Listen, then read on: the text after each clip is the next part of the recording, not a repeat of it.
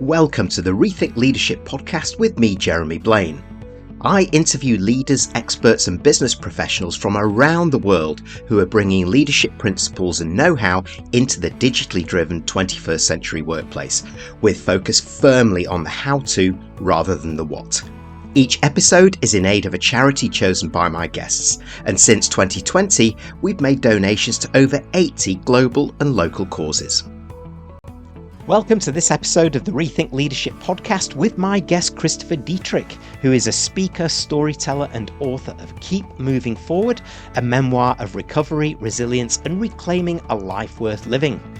At just 18, Chris suffered a devastating car accident, leaving him with severe traumatic brain injury, forcing him to relearn how to think, walk, talk and rebuild his identity from scratch. Since then, his journey has taken him from hospital wards in New Jersey to classrooms in Miami, new beginnings in Beijing and Hong Kong, to ultimately finding love, purpose and work in Bangkok, where he lives now. Today, Chris shares his story to inspire others facing adversity, no matter what that is, proving that resilience, connection and humour can turn around even the hardest setbacks into a life worth living. I ask him to capture the big lessons that he's learned through his journey that can help leaders and those of us in business move forward in our own way, tackling dark days, tough times, but particularly learning around resilience, perseverance and self-leadership so that we too can have a life worth living in the workplace and in our homes. Chris, welcome to the Rethink Leadership Podcast. Thanks for joining me. Please introduce yourself and the moment that your life changed forever and where you are now. Sure. Wonderful. Thank you so much, Jeremy, for having me on. Very excited. So my name is Chris Dittrich. I am a new first-time author of the inspiring memoir, my inspiring memoir called Keep Moving Forward, a memoir of recovery, resilience, and reclaiming a life worth living. I'm a traumatic brain injury survivor, severe traumatic brain injury survivor, thriver, and fortunately making the most of every day now, living here in Bangkok, Thailand, looking out, you can't see, but looking out over the Bangkok skyline on a nice Wednesday evening. So I'll start by saying when my journey began. I guess it was sometime in April of 2008. I don't know the exact date. It was me slowly waking up in a hospital bed. With the right side of my body was paralyzed. I couldn't move it at all. I had no idea where I was, what was happening. My family was around, but I couldn't remember anything they were telling me. All I could remember seeing was a whiteboard in front of me saying, "Hey, Chris, you suffered a traumatic brain injury. You are at Kessler Institution in West Orange, New Jersey. This is life. This is today is such and such a date." And yeah, that was my turning point, life-changing moment. And we go from there. So, you've captured this whole story in the book Keep Moving Forward, as you just shown us, and I've had a look through this, Chris, and as we were talking off mic before, it's so remarkable, so relevant, not just for people that have been through a similar journey to you, but those who are really struggling at the moment to find a way forward and kind of they forget themselves Right. a bit.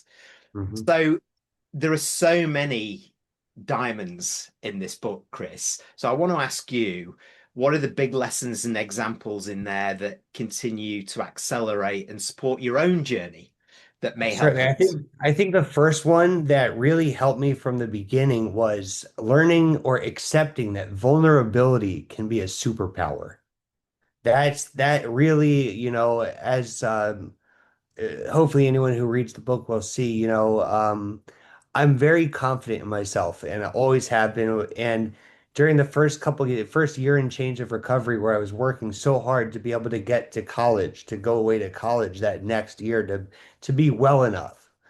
And I was so ready. I'd done so much in physical therapy and occupational therapy and brain training.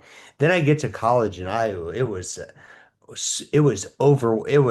completely overwhelming moving from my hometown of where I had my injury in New Jersey. I moved down to Miami. I was ready to take on the adventure as a freshman in college at the University of Miami, and it whacked me upside the head, basically. Yeah, the entire physically, mentally, I was totally overwhelmed. And I share a story in my book, one of the more humbling experiences that my memory was really poor. My short-term memory was really poor, worse than I had thought.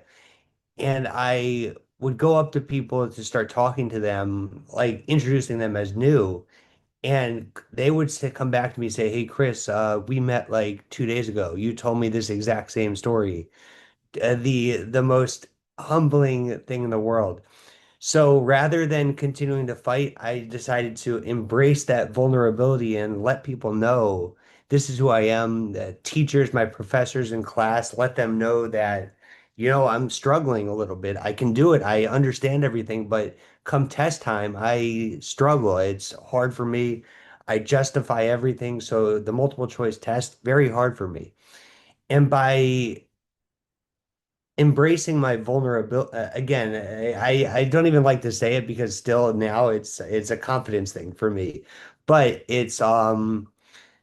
but by letting people know that I'm vulnerable, that's what really helped me to grow, to get people to appreciate me for who I was and what I was working for, and to start my moving forward journey and to succeed in college and since then a second lesson is that my recovery is everyone's recovery, is the way that I've coined it. My father, my mother, my sister, my best friends, my physical therapist, my occupational therapist, I'm sorry, my wife. I'm married now. My wife's in the other room. Most importantly, dare I leave her out. I am not only my recovery means something to everyone.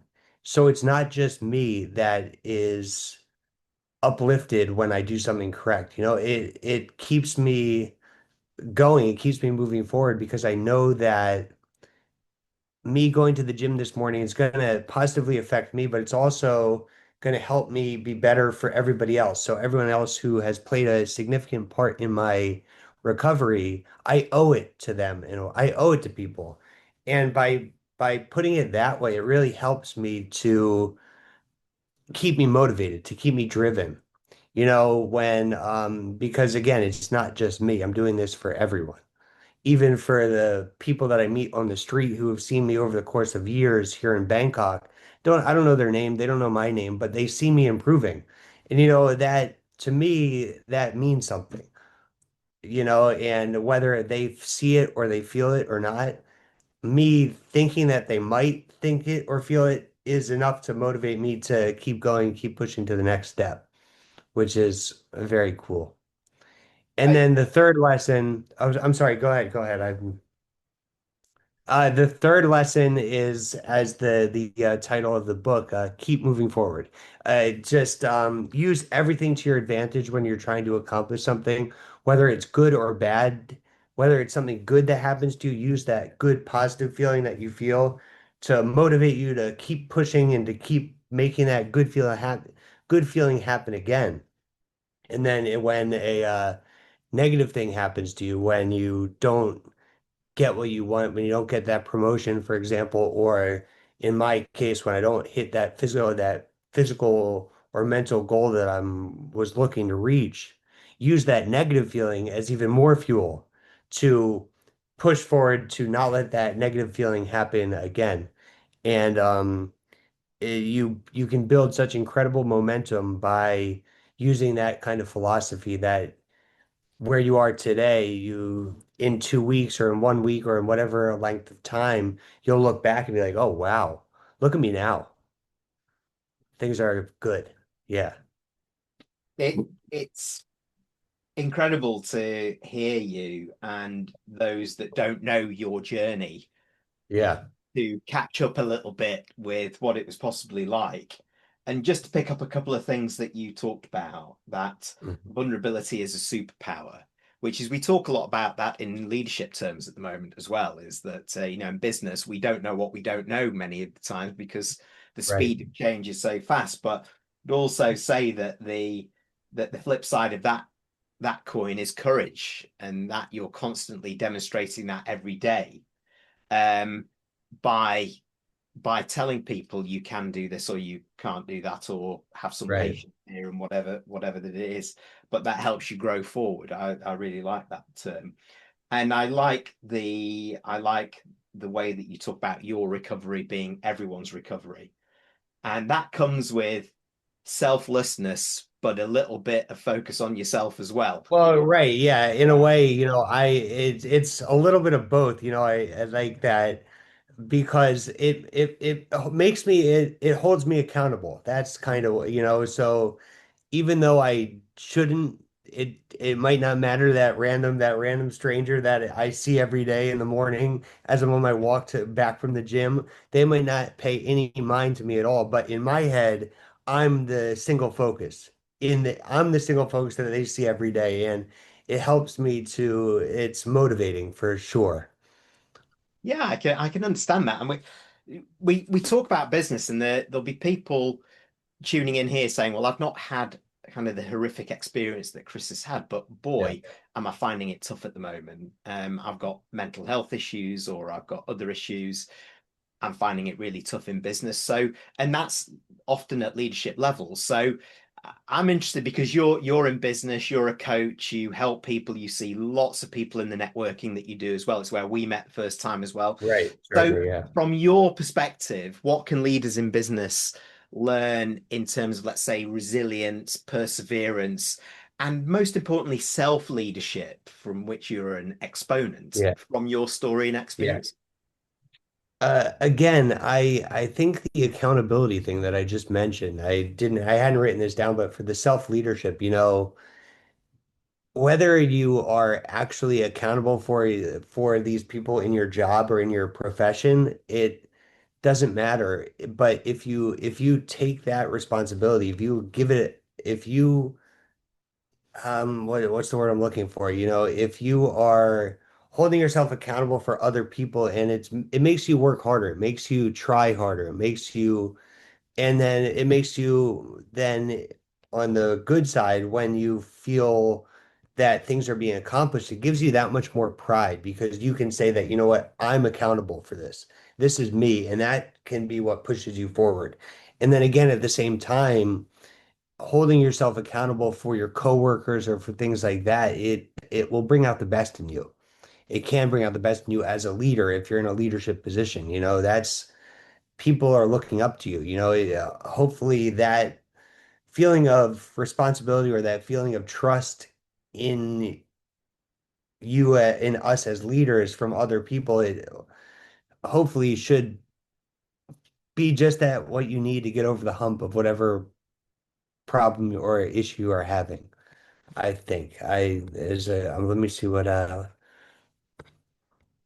else that I wrote here. Yeah, and another big thing that I would talk about and that's been huge in my recovery, it's optimism. It's being optimistic and being any bosses or any leaders that I've had to deal with, you can tell right away if they're not the kind that you want to have because they're not. I'm very against people who lead with like pessimism or it's like they're challenge. I don't like the challenge, like, oh, what, you can't do this, or does that make sense? I'm trying to think of the word that it is. I like leaders who are aspirational, where they see what is possible that you can do. Even if it's way out and ahead, if you give your staff or give your team the opportunity to live up to your super high standards rather than keeping your standards low and potentially demeaning to staff. Oh, if you can't do this, then you can't keep the job or something, Instead, be like, hey, you can do this. I believe in you. You have the power to make it happen. And I think that optimistic kind of an outlook can really help as a leader in helping teams grow and teams be much more productive. I I'm nodding furiously Yeah, to what you're saying here. And the two things linked to me, that holding yourself accountable for and possibly with others, and getting that pride from seeing them grow, taking things forward. right. Hmm. But the optimistic and aspirational is also very much aligned to that as well. It's around helping others achieve that too. And we're then stronger together, aren't we? And the Right. Certainly. leader does then become the person who can then focus more on being the coach, helping people through the helping people grow, all of those kind of things, rather than a problem solver, an operational admin person, which a lot of managers have come through. So I really get the point that you said, that it's about making things happen through others, and it feels good when you do it, doesn't it? It feels amazing when yeah, exactly, when the people that you are entrusting to get the work done and you're coaching them up, but you're not when you give them the goal, the aspirational goal, saying, "Hey, you can do this," and then they actually do it. Incredible feeling. Yeah, exactly. Well, For sure. I'm gonna stick with the feelings here now and sort of move to Okay. the emotional side of this, because it's so important based on what you've just said there. So when I was looking at your biography, when I was looking through your book, Hmm. just so mindful of how fragile life can be at times. So from your experience and that first-hand experience, what are the Yeah. moments that you've identified that we all therefore need to be mindful of in living a life at home, in business, and in love, Yeah. that you learn to cherish even more through the journey that you were forced to go through? Right, certainly. Again, first is spending time with loved ones, with a support group. It's family has been the biggest thing for me from the beginning, staying with me every day over the past 17 years of my journey, helping me. I would not be as successful living on the other side of the world on my own if it wasn't for the strength and the support, specifically of my father, my mom, and now my wife as well, that just really hold on to the people that are close to you. And then if you're not needing help, then be the help for somebody else. Be that person that is helping other people out of their challenging situations, because everyone needs the a not necessarily a role model, but just to have somebody helping out. Yeah, a patient, an advocate. That's the word I was looking for, an advocate.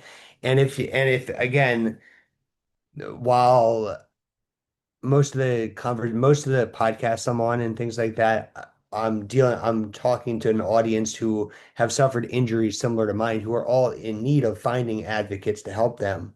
For this business call, the your audience might not be needing an advocate, therefore they should be seeking out opportunities to be the advocate for somebody else.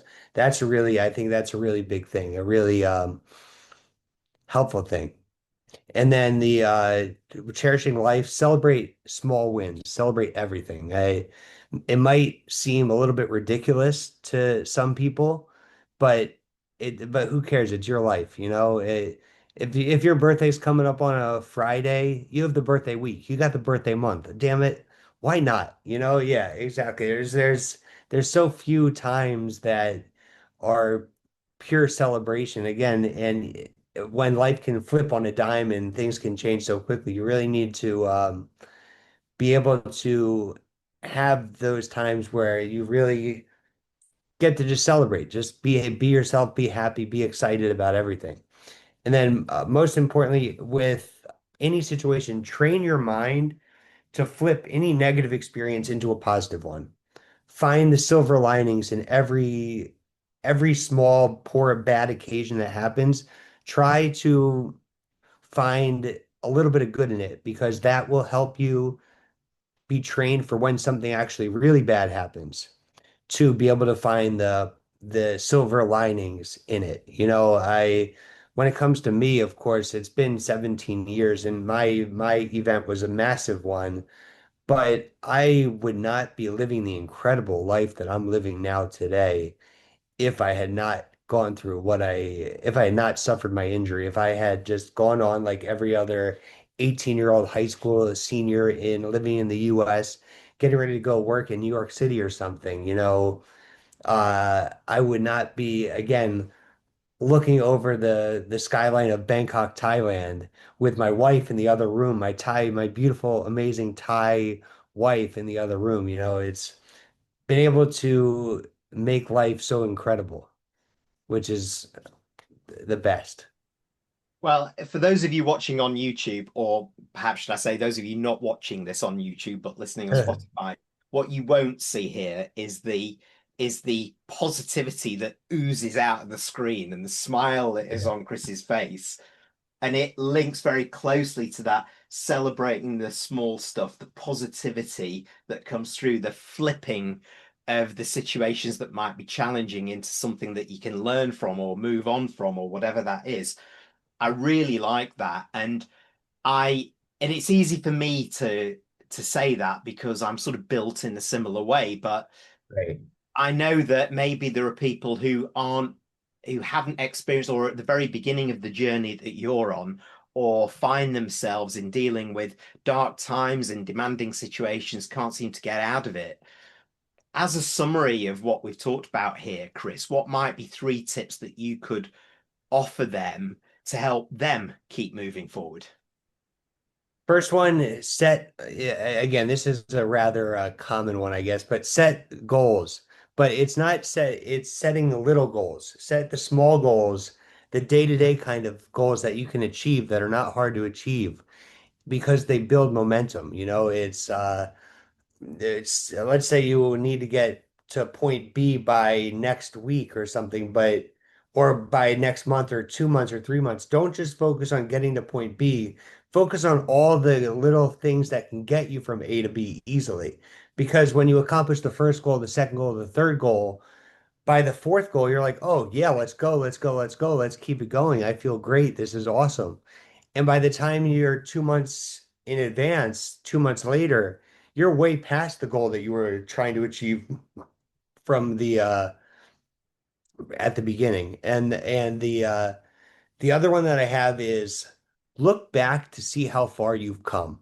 This book really was a what's the word I'm looking for? Uh an incredible experience for me because I got the chance to really sit down and think back to all the crazy experiences that I've had during my 17-year journey that like now thankfully I can look back and just laugh and be like, what the hell was going on? Like how did I get from there all the way to here? How did I make it happen? And use that positive feeling to realize that, oh, whatever I'm going through now, in a year or two, I'll be looking back at it just like I am now at things that happened in the past. It'll be like I'm laughing about it, like it was nothing. Like this is just a little bump in the road of a successful, exciting life. I brought it up because I just was shaving before the call, and back when I worked in Hong Kong, I did a summer internship at the beautiful, magnificent Peninsula Hotel when I was in the hotel industry, and ever since my injury, my right arm, I'm right-handed by nature, but it's very hard to use because I suffered the injury to the left side of my head, so I'm right side weak. So I use my left hand for everything, but I've developed a very frustrating tremor in my arm. And so I would have to shave every morning before work going into my hotel. And I'd be at the sink and I'd be just like and I'd go into the office, I'd go to the front desk like looking like I'd been in a battle like every day. And it was so hard and I got yelled I didn't get yelled at, but I got the look from my manager like, what, Chris, what the hell's going on, man? You gotta learn how to shave or something. And you learn, now I do way better. I've learned how to better control my arm, holding it against, putting weight against it. So now I never cut myself anymore. It's something like that where you can look back and thankfully it was 11 years ago, but thankfully you can look back 11 years and like laugh at yourself and be like, that was a really hard thing for me to get through. And now it's like nothing, so use your past experiences as the ultimate motivator for yourself to be confident you can overcome anything that you're dealing with because you've done it in the past. You can do it again. And it's as simple as that. Yeah, you certainly can do that again. And going back to a very, very simple piece of advice that you've reinforced throughout here is that set yourself small goals, take Yeah. small steps, Mhm. celebrate those small wins as Yeah, you're going exactly. back. Because again, yeah, the momentum that you build from that, then yeah, once you accomplish a couple of small things, you want to keep doing it. Yeah, it makes you feel good. And that's what all of our brains are wired to. Even my brain injured half brain, whatever I have left in there, it's wired still to want the good feeling more than any other feeling. Yeah. Well, what an inspiration to everybody, Chris, and what a journey. And for those tuning in, how do people get hold of your book? How do they connect with you to continue the conversation? Perfect. Yeah. Again, here's the book here for anyone watching. I have a website that I hope you'll be able to share. It's keepmovingforward-cd.com, where you can find either the online ebook or a paperback versions of this or an audio version as well. And I share most of my improvements or just my fortunately now exciting life on Instagram is what I use predominantly, if anyone, and that is CD underscore worldwide. And I'd love to connect with anybody. Please, if anyone listening or watching this gets a chance to add me as a friend, please send me a message. Let me know where you're coming from, and I would love to continue to share more stories and life. And yeah, hey, and I hope you all get a chance to read my book and get a good feeling of inspiration from it. Thank you very much. Well, it's highly recommended. And what a perfect small step to take for everybody tuning in is to connect with you, Chris. Go onto your website and have Sorry. a look, get hold of your book. And I'd like to Mhm. take the opportunity to thank you very much for sharing your story. Thank you, Jeremy. Yeah, it was great to meet you just not too long ago, and I look forward to seeing you again here in Bangkok soon. Thanks, Chris. Goodbye. Cheers. Have a great day. Bye-bye. Bye. Thanks for tuning in to the Rethink Leadership Podcast with me, Jeremy Blaine. Please like, comment, and support us on your favourite platform and subscribe to our YouTube channel where you can watch as well as listen to each episode.